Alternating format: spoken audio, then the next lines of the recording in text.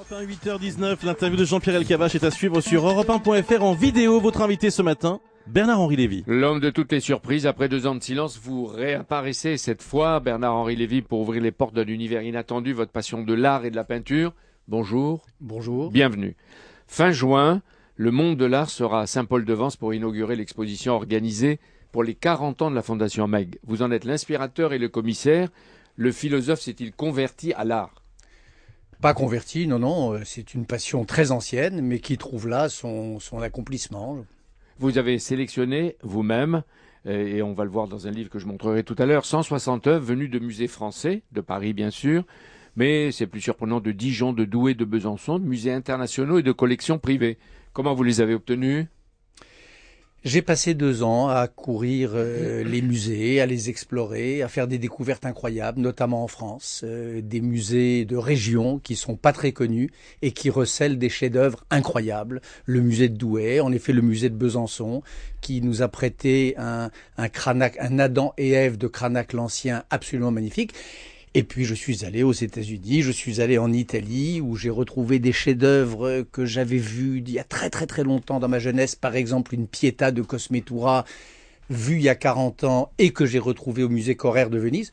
En Israël, où il y a 2 très grands musées, le musée de Jérusalem et le musée de Tel Aviv, qui prêtent pas souvent, peut-être parce qu'on leur demande pas. Moi en tout cas je leur ai demandé et ils nous ont prêté des chefs-d'œuvre absolument et sublime. à des collections privées, des gens qui vous ont ouvert Et des collections privées. et proposé leur peinture qu'ils ne montrent Oui. jamais. Vous avez découpé 6 espaces, d'après ce que j'ai lu, comme des stations à Saint-Paul-de-Vence, où les œuvres vont être exposées. Mais est-ce que c'est pas une hérésie, comme disent déjà certains, de mélanger les grands anciens, Tiepolo, Rubens, Tintoret, avec les contemporains, que ce soit qui de bord, Jeff Koons ou le grand sculpteur allemand Anselm Kiefer?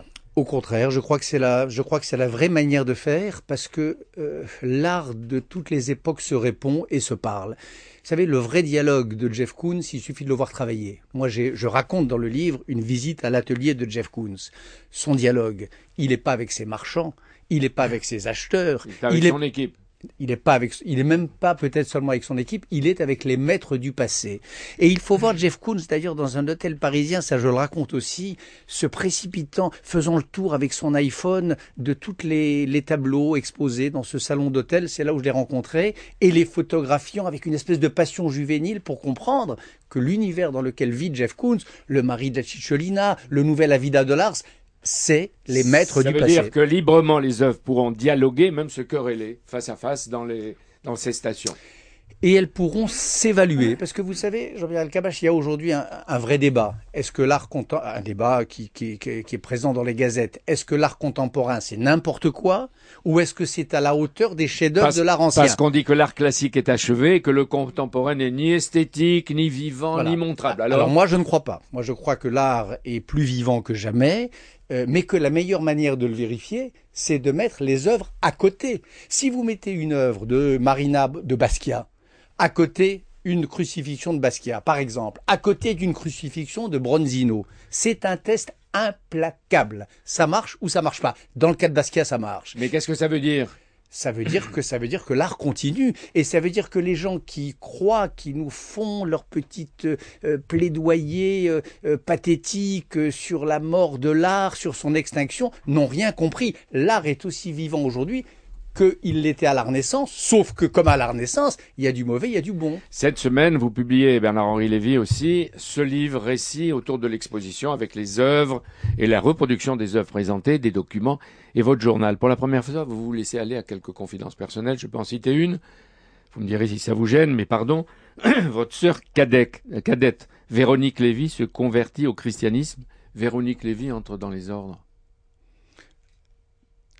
Elle n'entre pas dans les ordres, en tout cas pas encore, mais elle se convertit au catholicisme, oui bien sûr. Oui, à Notre-Dame de Paris.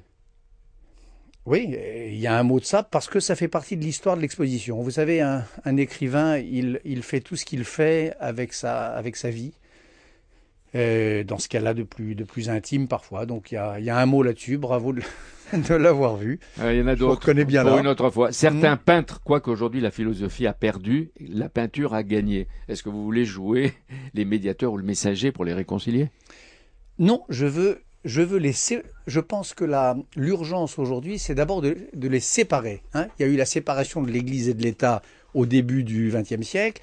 Il faudrait qu'il y ait aujourd'hui une séparation de la philosophie et de la peinture qui leur permet du coup de se parler et d'opérer dans le champ l'une de l'autre. Moi, c'est ça qui m'intéresse. C'est quand la peinture, l'art en général et la philosophie, chacune depuis son domaine et depuis sa propre procédure de vérité, parle à l'autre et la fait travailler. Mais ça, c'est ce qui me passionne dans ce livre. Mais est-ce que ce choix actuel ne ressemble pas à un désenchantement à l'égard de la politique ?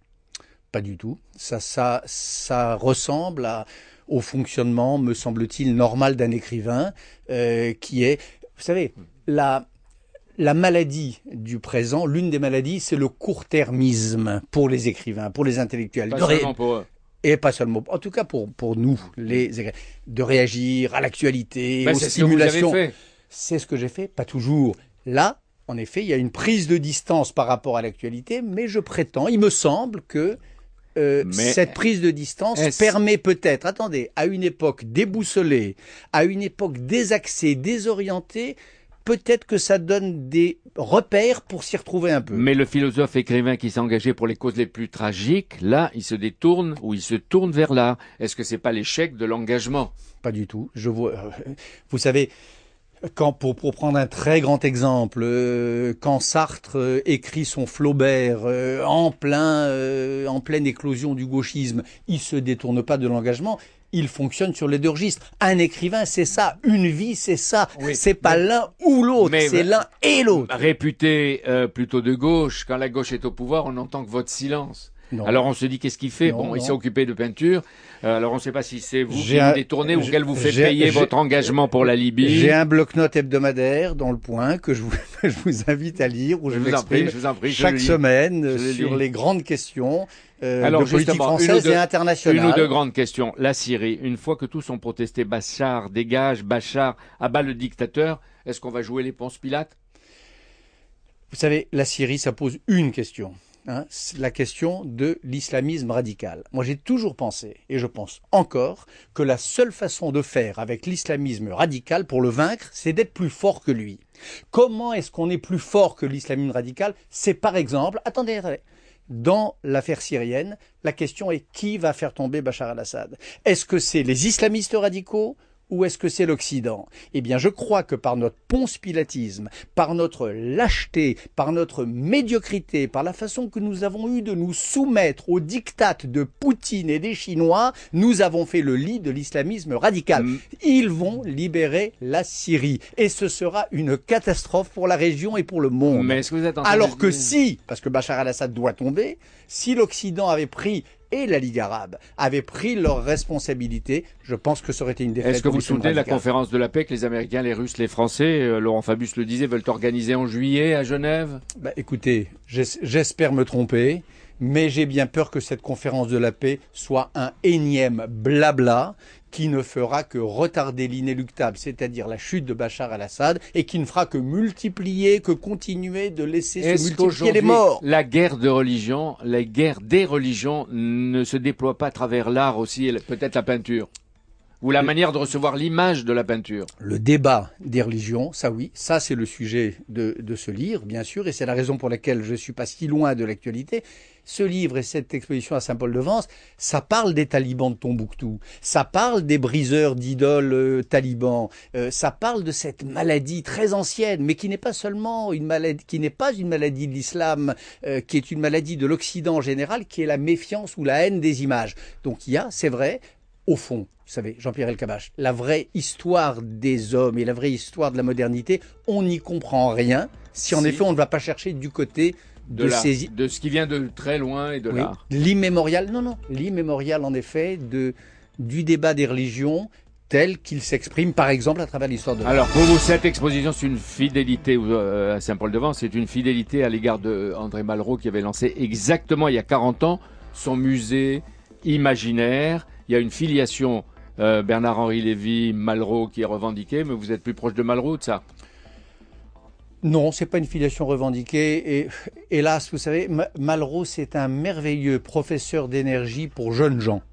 Et hélas, le temps a un peu passé. Allez. Et par conséquent, je ne crois pas que je ne crois plus en être là. Hélas. Dernière question. Votre exposition va durer 4 mois seulement. C'est dommage. Et après, c'est-à-dire vous revenez aux batailles politiques. Qu'est-ce que vous faites? 4 mois. On verra. Et hop, il reste rien. Non, il restera ce livre. Je trouve belle cette idée justement d'une exposition éphémère. Adrien Mag et Olivier Keplin m'ont permis de faire, pour moi, la plus belle exposition qui soit. Mais elle va durer. Elle sera éphémère, elle s'arrêtera et les œuvres reviendront dans leur collection Vous d'origine. disiez en rentrant l'exposition Cendrillon. L'exposition, oui, à minuit, c'est-à-dire le 11 novembre 2013, elles rentreront dans leur collection. Et la vraie question, c'est de savoir si elles y resteront ou si elles en sortiront. Et j'espère qu'il y aura d'autres expositions qui permettront à l'art de voyager. Donner un peu de passion là ce matin sur Europe 1 comme Merci d'habitude. beaucoup Bernard-Henri Lévy.